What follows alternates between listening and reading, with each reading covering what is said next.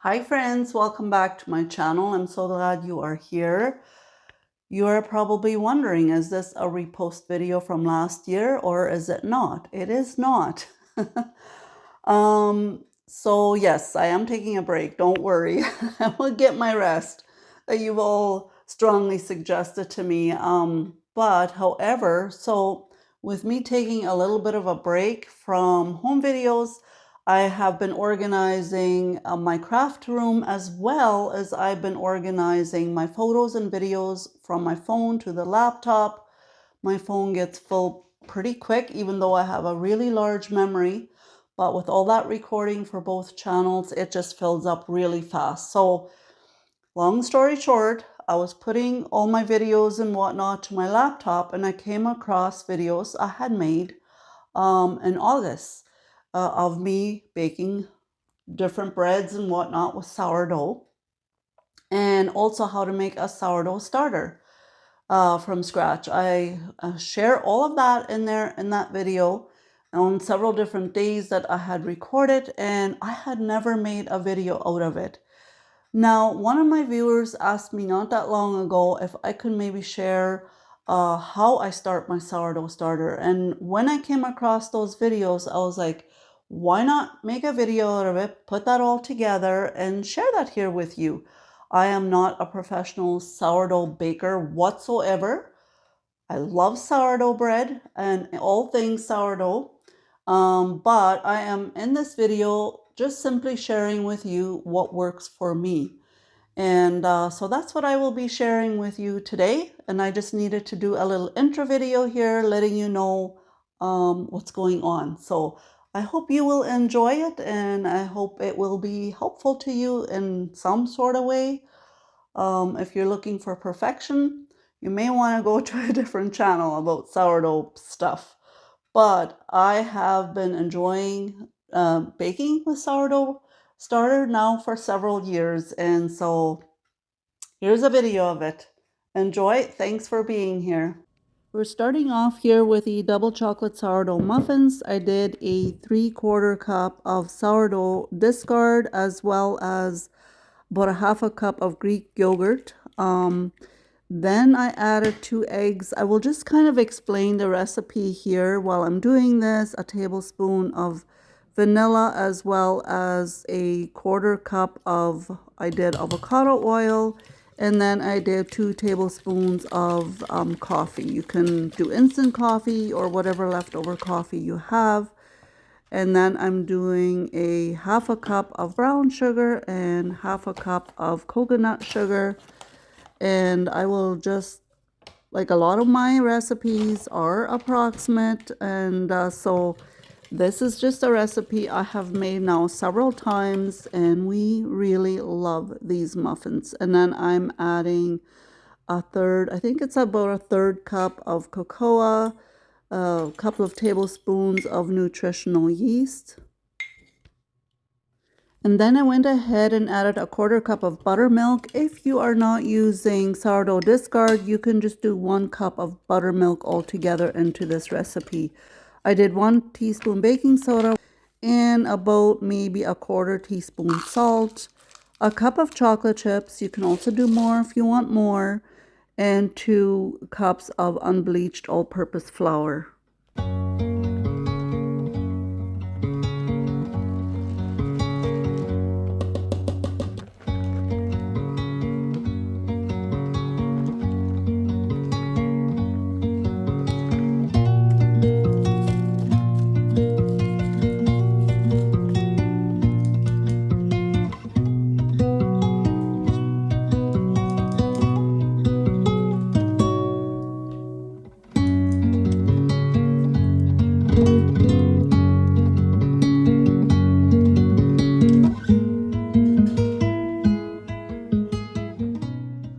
I'm going to go ahead and share my sourdough starter with you all.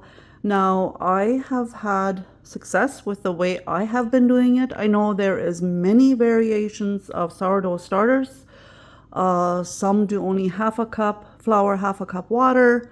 Some do 3/4 and 3/4, and some do more flour, less water. There's so many different videos that I have seen, but I am going to share with you today what worked for me. Now, I'm not a professional at all when it comes to sourdough, but this year I have had very good success with my sourdough and with all my baking that I have done. So I'm going to go ahead and share with you what I have done in the past, how I got a sourdough starter started, and how I feed it every day. Now I'm starting a fresh sourdough starter here just to share with you guys how to start it. But however, I do have a sourdough going here that I have been using now, for almost the full year maybe. We are going to go ahead and start the sourdough starter. Like I said, I do have one I've used for a long time. I'm going to feed this here in a minute as well because we used it for making the muffins. But we're going to first go ahead and get a new one started here. I just wanted to share that with you guys. And if I end up not needing this sourdough starter, I'll gift it to someone. So we're doing 1 cup of unbleached white flour. And then, of course, 1 cup filtered water. We always filter our drinking water. Add 1 cup of filtered water. And then you want to give it a really good stir. Make sure it's very well mixed.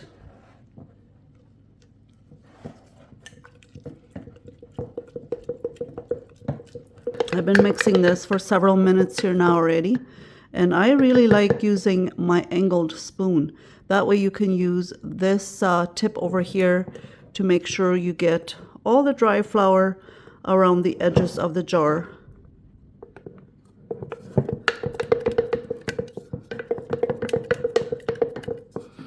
And then when you are done, it should look to be about this consistency. You don't want it runny, but you also don't want it too terribly thick. And then you want to just go ahead and cover it with a cheesecloth. You can also do saran wrap, which I have been doing almost right up till now. I just bought some cheesecloth. And the reason you want to use something loosely on here, and that's why cheesecloth is very good, because it's breathable, because you want your sourdough starter to be able to get air and breathe. And then I just put an elastic band around it, and then you will let this sit for about 24 hours. Set yourself a time that works best for you, either in the evenings or in the mornings or midday. Now my other set of muffins is done. Sorry about that.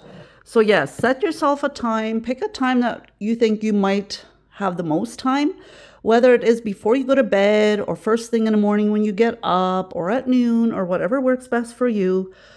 Set yourself an approximate timer for 24 hours. Now, of course, it does not have to be exact. Sometimes I forget and it's like several hours or half a day later. It's not that picky, really. Sourdough is much easier than what people think. Now, it used to intimidate me very much, and especially in the beginning. Now, no big deal. So you're going to go ahead and just set this somewhere on your counter, and then you just leave it alone for like approximately 24 hours. I usually go ahead and tuck it away into this corner of my counter. That way it is just kind of tucked away and it's beside the fridge here. And I normally don't have anything sitting here, so that's perfect for my sourdough. You can put yours wherever you want. Just don't put it in the fridge. And as you saw earlier, I used my sourdough starter. Discard about 1 cup into the muffins I made earlier. And I'm just going to go ahead and feed it right away. And I'm going to add 1 cup of the unbleached white flour to 1 cup of filtered water.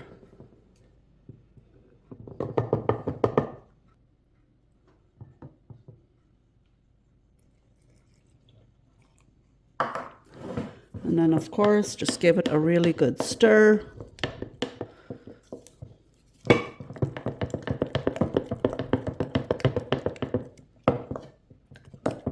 And as you can tell, my sourdough starter jar I've had for a while already. It doesn't look as clean as the one that we just used to start the starter.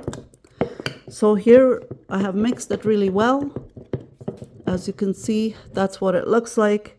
If it ever looks too runny to you, too liquidy, just add a little bit more flour. Like, it is not that picky really, but 1 cup to 1 cup usually works really well for me.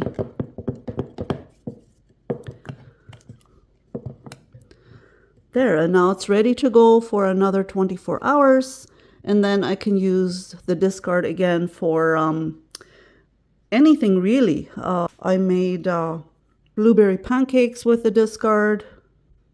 You can use it in so many baked goods and different recipes. And if you don't want to make anything with it, you can either gift the discard to a friend, or you can just throw it out. I don't nearly use it all the time. I do buns, I do bread, I do a lot with muffins. I love a nice breakfast muffin. So I will do all kinds of variations of muffins and use the sourdough discard in there. You can use it in waffles and pancakes and crepes and really just about anything you bake. Put sourdough discard in there. Once it is fermented, it is actually really healthy for you. So I'm going to go ahead and put this beside the other one. I guess I should mark them so I know which is my new one and which is my old one.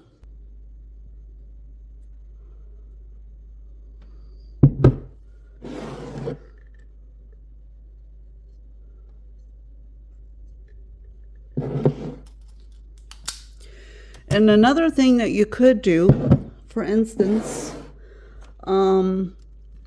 so this is a new one, right? We just started it. You can make a little line to where it is right now. And then as the days go on, you'll see how much it will grow up towards the top of your jar. Now, you have to, of course, give it time. We'll have to talk about how often do you do this before the sourdough starter is ready to go into use in recipes. Well, I did approximately about 5 days. I know some videos say 5, some videos say 7. But for me, it was about 5 days where I started to use the discard in recipes. Before that, I would just throw it out because it isn't really fermenting or growing that much yet. And so every day, pour out, like, okay, we'll let this sit for 24 hours, right? And then it will have grown some. So you will throw out half of this, discard half of this, and then add another cup of flour and another cup of water again. And then the next day you do the exact same thing again. And you do that for about 5 days. And then after the 5 to 7 days, the discard you will take out. You can use that discard in your baking. Now, again, I'm just sharing from my experience what has worked for me. And what else can I tell you about it? So if you don't want to bake all the time and you want to take a break from sourdough, trust me, I do this often where I take a break from sourdough. And so I'll just go ahead and set it in the fridge for like a week, 2 weeks. I think you can do it even up to a month where you can just leave it in the fridge and not use it. That's after, of course, the 7-day period where it has had a good chance to ferment, and you have done all your baking that you want to do, and you're like, okay, I'm done with baking now for a couple of weeks.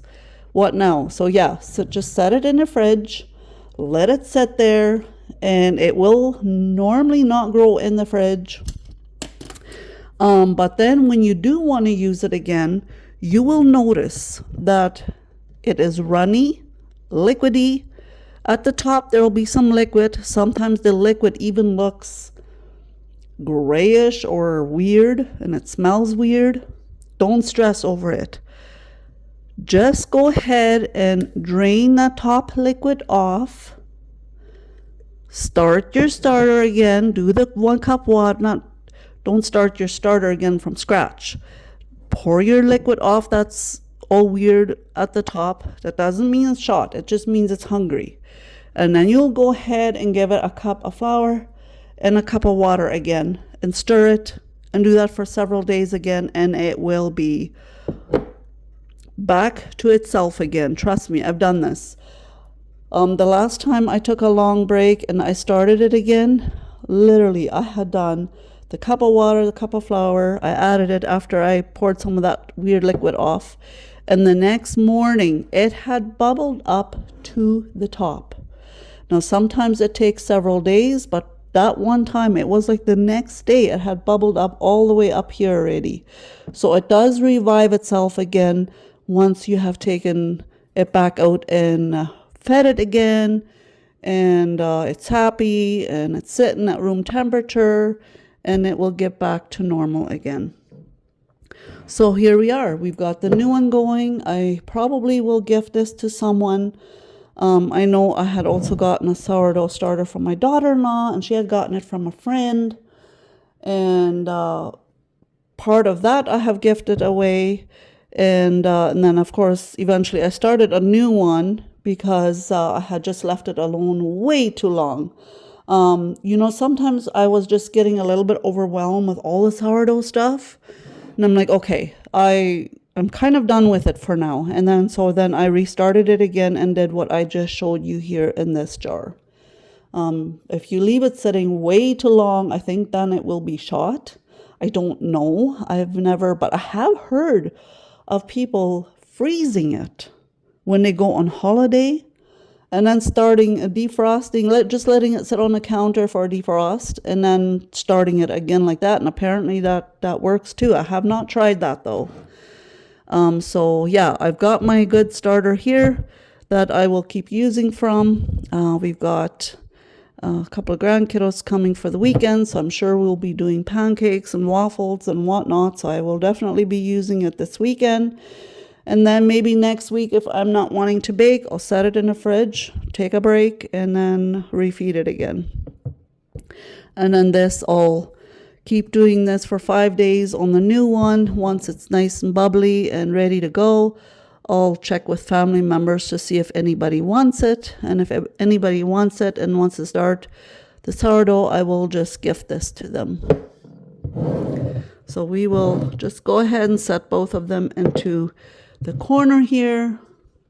They can just have a nice little rest over here, and then tomorrow I will feed that one again, discard some of it, feed it again, and this one as well. Let me know down below in the comments if this was helpful to you at all, if I have inspired you maybe to start your own sourdough starter. And don't be intimidated by it. It really, with practice, it is so easy.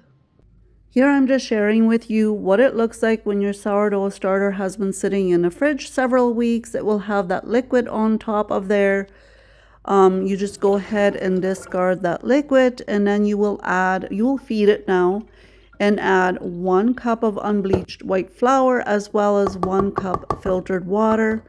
And then just mix it really well. Let it sit for 24 hours and it should start to bubble up again. And then you just keep feeding it.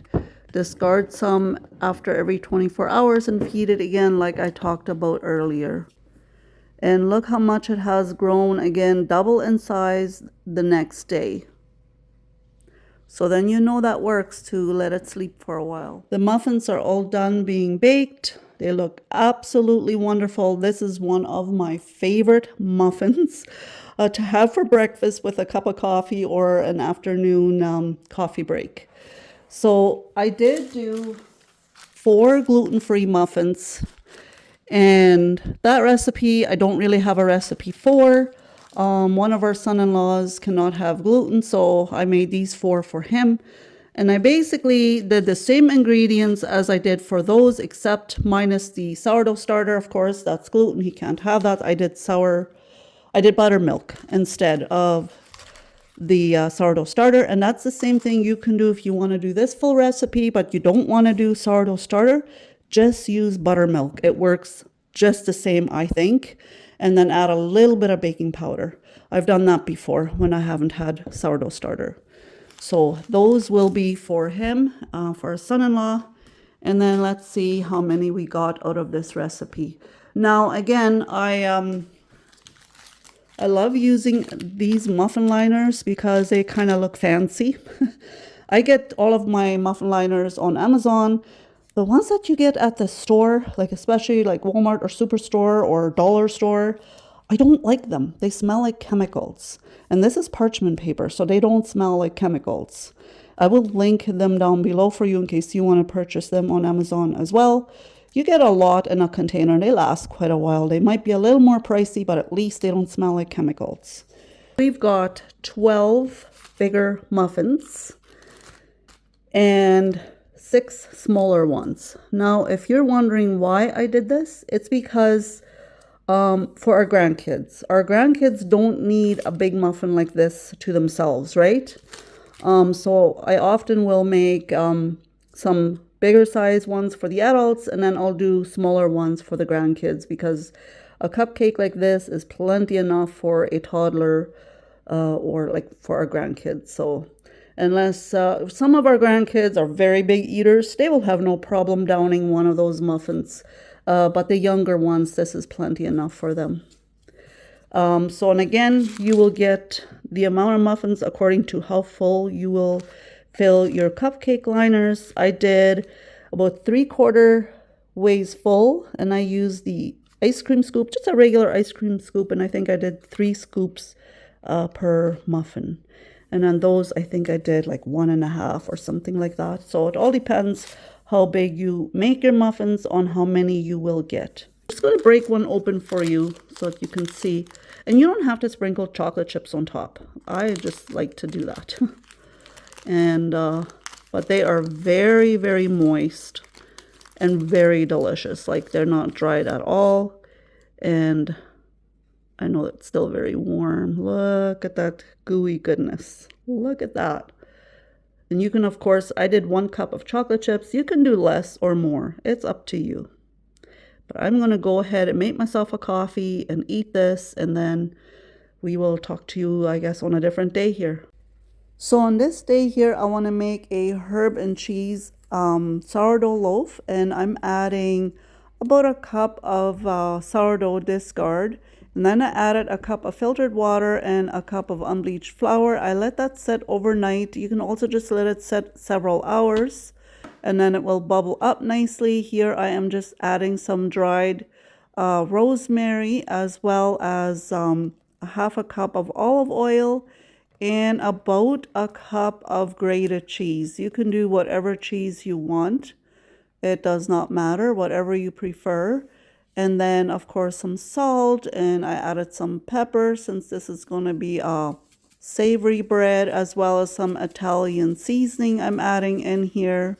And then you will just go ahead and mix this all up. And then I added a couple of tablespoons of melted butter, as well as another, I think I did 1.5 cups of warm water. And then you will just add enough flour to make a nice dough.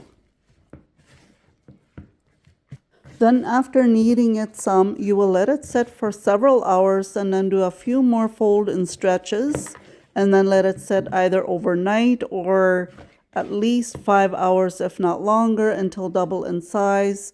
And then it gave me 2 loaves, and it was so delicious. And then we love using this herb and cheese bread for BLT sandwiches, and it also goes really well with soup.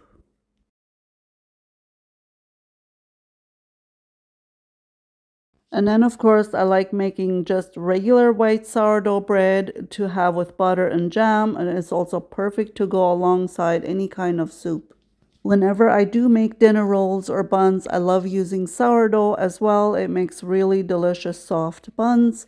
Hopefully I can share a recipe with you in November. So now we're going to go ahead and start off with these sourdough hamburger buns. My sourdough is nice and bubbly here. I'm starting off with a cup of sourdough to add here. Now, this is a bit ago when I recorded this. I'm going to have to do a little bit of research on the recipe I used. I will go ahead and put the link for this recipe for the hamburger buns down below in the description box for you. And they turned out really good. And they were not only delicious with the smash burgers that we're going to be making, but they're also really good with even for breakfast, like with butter and jam, or for anything really, you can use them for. I will definitely be making these again once the dough has risen. Of course, when you're doing it sourdough, it takes longer for it to rise and get ready, or for it to be ready to roll out. And you want to not make regular buns here. You're going to roll this out into about, I think it's a 2-inch thick dough, and then you will cut the buns out. I'm just using a jar ring here, and that works fine for me, but if you have a special ring for it, that's fine too. And then once they have risen and doubled, then I baked them, and they turned out absolutely delicious. And I also added some butter on the top of these before I baked them, just to give them that extra golden look. I know you can sprinkle sesame seeds on top of here, but I didn't have any, so of course I didn't add any. These hamburger buns are really good with barbecue patties, or even cold cuts to make into a sandwich or peanut butter and jelly sandwich. You can use them in many different ways. If you found this video inspiring or helpful, let me know down below in the comments as well. If you have any questions, let me know. I'll try and answer them in November when I come back. And thank you all so much for watching.